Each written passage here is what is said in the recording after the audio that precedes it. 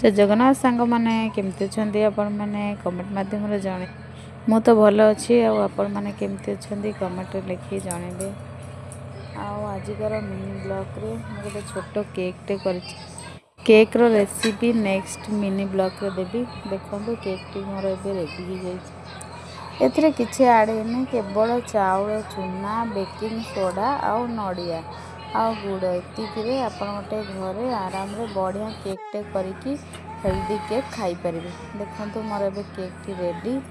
एबे म ताको काटी दउची। देखंतु पूरा सॉफ्ट पूरा बहुत ही सॉफ्ट होईची जोटा कि खाया पे बहुत ही सुंदर लागुची। तापरे नड़िया आपण पके देबे बहुत सुंदर लागबो। आ देखंतु म खाई के देखुची बहुत टेस्ट लागुची। आ मु एटा को नेक्स्ट मिनी ब्लॉग रे शेयर करबी। आपण माने भी करिकी निज घरे खाई की देखिबे केमती आपन को लागुची। आ मते कमेंट रे जणाइबे।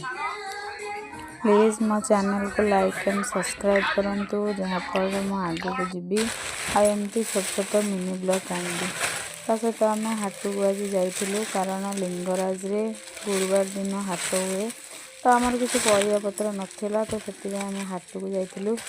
हाट सब कौन कौन आनी आपको देखा। गाजर देखिले ता सहित कोबी टमाटो परिया जी आनिया कथा सब टमाटो